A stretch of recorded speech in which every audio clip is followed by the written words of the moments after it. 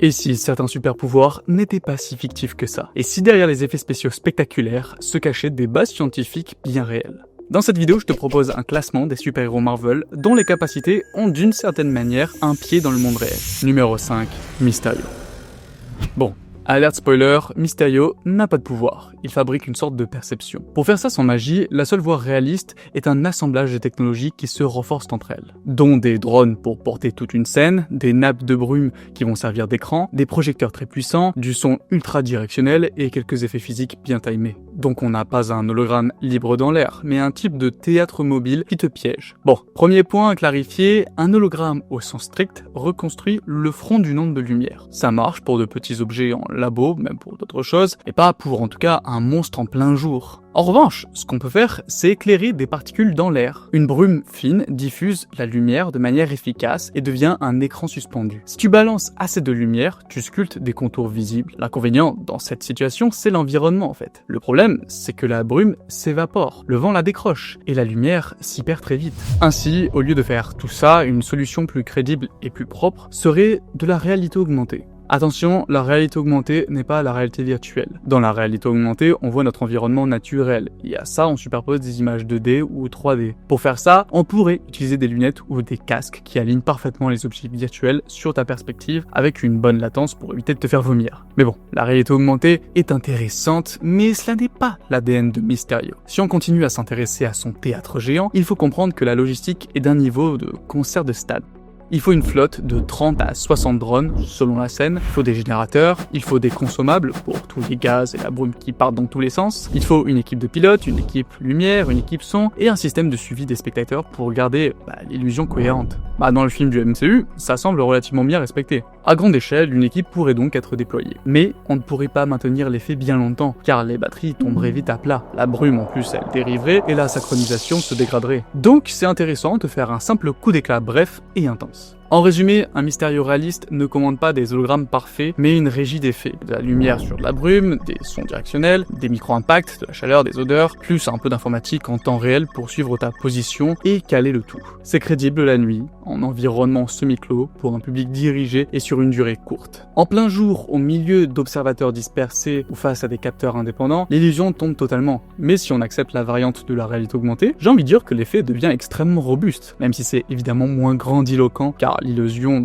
elle se fait que dans un casque. Ainsi, si on devait noter la plausibilité façon Mysterio des films, on pourrait lui donner 3-4 sur 10 dans la rue à ciel ouvert, et peut-être un 7 sur 10 pour une version événementielle bien cadrée. Le frein n'est pas la science en soi, mais la combinaison puissance lumineuse, logistique, météo et sécurité que je n'ai pas traité car ça serait très chiant. Numéro 4, Black Panther. Quand on pense à Black Panther, on pense tout de suite au vibranium.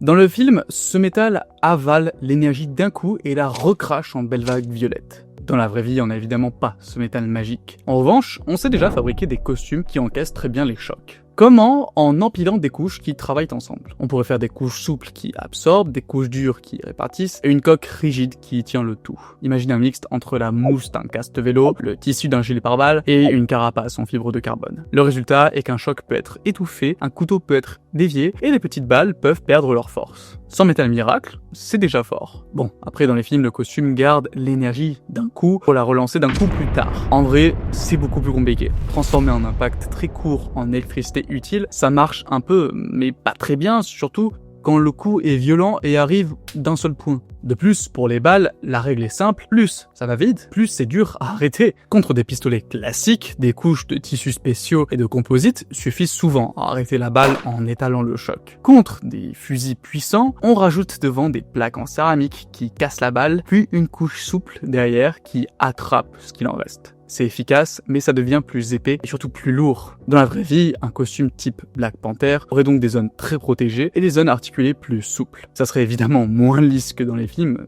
ça serait même moche, mais bien plus sûr sur ton dos en tout cas. Ensuite, il y a la fameuse herbe cœur. On peut la lire comme une potion imaginaire qui booste tout, que ce soit le muscle, le sang ou les réflexes. Dans le monde réel, on peut un peu améliorer ces paramètres, mais si tu augmentes trop la force, ce sont les tendons et les ligaments qui lâchent. Si tu forces trop sur le moteur interne, tu surchauffes, d'où l'importance d'un costume qui refroidit bien.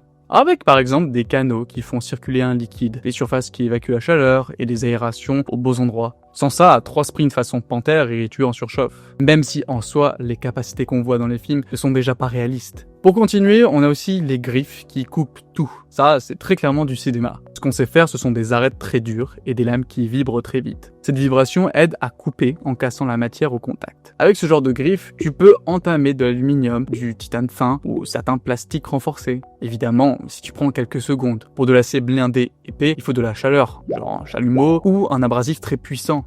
Un seul coup et la porte blindée s'ouvre, ça reste dans les BD. Ensuite, ça peut paraître con, mais les sens de panthère sont très réalistes si tu les lis comme des capteurs partout. Des caméras normales et infrarouges, un petit radar dans la poitrine, un laser qui mesure des distances, tout ça reconstruit une carte 3D autour de toi, même dans la fumée. Dans le masque, un affichage te dessine les silhouettes, les distances, les trajectoires, encore une fois une sorte de réalité augmentée. Ici, l'important, c'est que l'image arrive sans retard visible. Si l'affichage traîne, ton geste part au mauvais moment, et là, bonjour le super-héros. Pour que tout ça suive tes mouvements, le costume doit quand même lire des signaux simples comme la tension de tes muscles, l'angle de tes articulations, la pression sous tes pieds. Une petite IA devine ce que tu vas faire une fraction de seconde avant toi et précharge les moteurs. Ça te rend fluide, rapide, mais si l'IA se plante, elle te gêne. Il faut donc régler le système très finement pour qu'il t'aide sans te lutter. Bon, après question poids et autonomie, il faut être honnête, un costume complet avec protection, moteur, capteur, refroidissement et batterie pèse vite 15 à 25 kg si tu veux vraiment te protéger. Pour rester agile, on répartit ce poids au plus près des hanches et des épaules. On évite les gros éléments dans les extrémités et on cache une partie de l'énergie dans la coque elle-même. Et là, on parlerait quand même d'action intense en quelques minutes et pas d'une journée entière, en fait, avec un tel équipement. Au final, si tu acceptes que le vibranium soit en fait un ensemble de bonnes idées, des matériaux bien choisis, un peu de mécanique, des capteurs malins et un bon refroidissement, Black Panther, il devient crédible, surtout si on néglige les propriétés mystiques de la plante. Mais à la fin, on obtient une tenue qui encaisse les coups. Ce qui reste vraiment de la fiction, c'est l'idée de garder toute l'énergie des balles pour la relancer en vague parfaite, sans chaleur ni délai. La nature ne laisse pas ce genre de cadeau. Si on devait mettre une note simple, on serait sur du environ 6,5 sur 10 avec des technologies proches d'aujourd'hui et jusqu'à 7,5 sur 10 si tu acceptes un costume un peu plus épais et un look moins seconde peau et des scènes d'action courtes mais intenses en enlevant plein de choses, donc ça devient réaliste évidemment. Donc pas de métal magique, mais un fauve d'ingénierie qui, dans le monde réel, ferait déjà très forte impression. Numéro 3, Dr Octopus. Alors, ça peut paraître étonnant de parler du Dr Octopus, mais j'aurais carrément pu le mettre en numéro 1. Bon, dans Spider-Man, tu l'as vu grimper au mur, soulever une voiture d'un seul côté, se pendre à un seul bras. Il est doté de 4 bras mécaniques fixés sur un harnais très solide autour du bassin. Chaque bras est fait de petits segments qui se plient comme une colonne vertébrale. Des moteurs tirent sur des câbles pour leur donner la forme voulue. Et l'idée n'est pas d'être plus fort qu'une grue ici, mais d'utiliser le bon appui au bon moment. Alors, premier problème, la question de levier. Si tu tends un long bras à l'horizontale, avec une grosse charge au bout, tout l'effort revient dans le harnais, et donc dans ton corps. Ton dos ne peut pas encaisser ça dans cette situation. La bonne stratégie n'est pas de porter un objet bras tendu, mais de se rapprocher, raccourcir le bras, et répartir l'effort sur plusieurs bras à la fois en fait. Ainsi, soulever un coin d'une voiture de quelques centimètres devient plausible, mais la porter à bout de tentacule, non. Côté muscle de la machine, en pratique, un mélange marche bien. On peut faire des moteurs avec des câbles pour la finesse et quelques petits pistons près du harnais pour les gros efforts. Bon d'accord, ça consomme pas mal. Imagine plusieurs brouillards qui tournent en même temps. On tient des actions intenses pendant une dizaine de minutes, puis il faut souffler. Le vrai ennemi, ce n'est pas seulement l'énergie, en fait c'est la chaleur. Les moteurs chauffent vite. Il faut donc des petits radiateurs pour refroidir les bras et le harnais. Ensuite, on a la question de l'équilibre. Avec plusieurs centaines de kilos et de bras de harnais, tu es un gros pendule. Chaque mouvement peut te faire basculer. La parade qui peut être réalisée serait de faire un système qui surveille en continu ta posture et utilise un bras comme contrepoids. Si tu tires d'un côté, un autre s'ancre au sol et au mur pour fermer la boucle des forces. Donc en auto, à cette démarche à 4 pattes sur mur et plafond, c'est relativement crédible car l'effort passe dans la structure bras-mur, pas dans ta colonne vertébrale. Mais en vrai, je n'ai pas traité le point le plus important ici. Dans mes souvenirs, dans le jeu Spider-Man de 2018, on aide avec Peter Parker à faire un lien entre le cerveau et la machine dans le but d'aider des tétraplégiques ou des personnes avec des membres en moins. Le but est d'avoir de nouveaux membres que l'on puisse contrôler avec le cerveau. Malheureusement, Doc Ock, qu'on adore dans le jeu au départ, finit par être manipulé par ces bras robotiques créés qui étaient supposés l'aider. Mais l'idée est là, contrôler une machine avec notre cerveau. Et ça, dans la vraie vie, cela a déjà été fait. Pas d'une manière aussi développée évidemment. Bon, Contrôler 4 bras mécaniques avec le cerveau, ce n'est pas lire tes pensées mot à mot. C'est capter des signaux très simples de ton intention, puis laisser une aide logicielle faire 90% du travail. Ton cerveau prépare l'action avant même que ton corps bouge. On peut espionner ces signaux, soit directement avec des électrodes au cerveau, qui est une solution qui est quand même lourde et risquée, soit indirectement en lisant ce que tes muscles s'apprêtent à faire. La voie la plus réaliste aujourd'hui, c'est ce second choix. Des capteurs collés sur la peau détectent de minuscules courants quand tu contractes un muscle. Tu n'as pas besoin de bouger, franchement. Penser « je vais attraper là » suffit à créer une signature mesurable. Mais dans le jeu, on a le cas qui ressemble à celui des implants. En fait, des implants dans le cerveau donnent un signal riche, mais il faut une opération, des soins, des mises à jour, etc.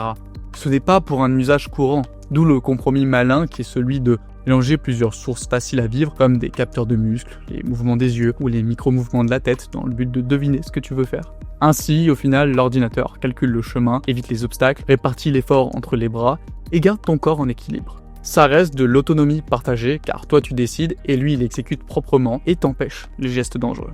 Enfin bref, pour la note, environ 7 sur 10 en plausibilité si tu acceptes du bruit, de la chaleur, des limites de charge et un ordinateur léger mais incroyablement puissant. Numéro 2, Captain America.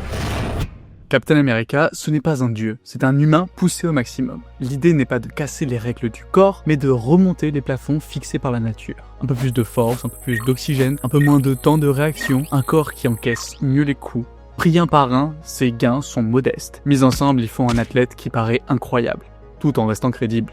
Pour la force et l'explosivité, tu peux grossir le muscle et améliorer la façon dont le cerveau l'active. Mais si tu ne renforces pas en même temps tendons et ligaments, tu te blesses. La recette réaliste, c'est des charges bien dosées, souvent longtemps, avec du repos et une bonne alimentation, avec du collagène, de la vitamine C et des protéines.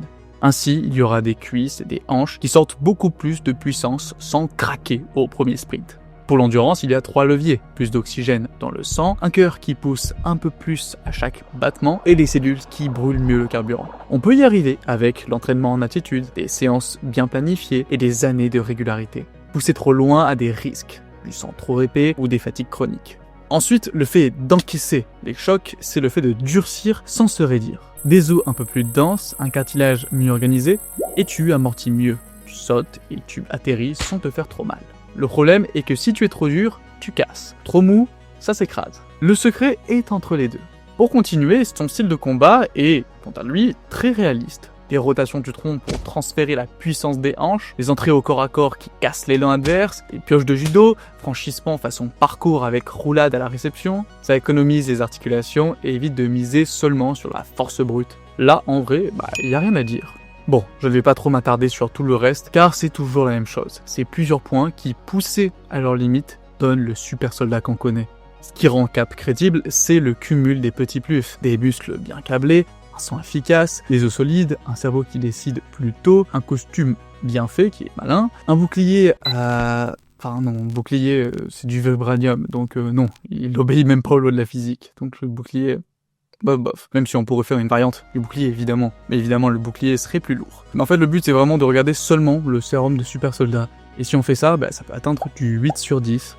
Du 8 sur 10, parce qu'en fait, chaque tac qu'on a pris, dans le film, ça pousse, évidemment, et même dans les bandes dessinées, bien plus à l'extrême. C'est pas seulement pousser aux limites, c'est vraiment un peu à l'extrême. Donc, 2 points à moins quand même. Mais bon, ici, il y a quand même pas de miracle, mais un projet sérieux de performance humain poussé jusqu'au bout, sans tricher forcément avec la physique, en tout cas dans le cas qu'on vient de traiter. Alors, ça peut sembler étrange que j'ai poussé le cas de Captain America comme ça, mais je tiens à préciser que j'adore Captain America. Comme beaucoup de personnes, c'est mon personnage préféré du MCU. Mais Steve Rogers, c'était pas fascinant pour ses pouvoirs et ses compétences physiques, ce qu'on a cherché à traiter ici. Il fascine de par l'humain qu'il est. Il représente la vertu humaine, un homme qui saura toujours se relever pour faire ce qu'il pense être juste. Bon, c'était pas une vidéo de science, mais je vous conseille cette vidéo de Netflix, je suis pas sûr la prononciation de la chaîne. En tout cas, il a appelé cette vidéo « Quand le héros n'a plus peur de tuer », qui traite de la relation qu'on peut avoir vis-à-vis de la mort, en faisant un parallèle justement avec des super-héros. Bruce Wayne, c'est la déontologie, Thanos, l'utilitarisme, Steve Rogers, la vertu, Tony Stark, le contractualisme, etc. J'ai trouvé ça extrêmement intéressant. Mais fin de la digression, passons au top 1.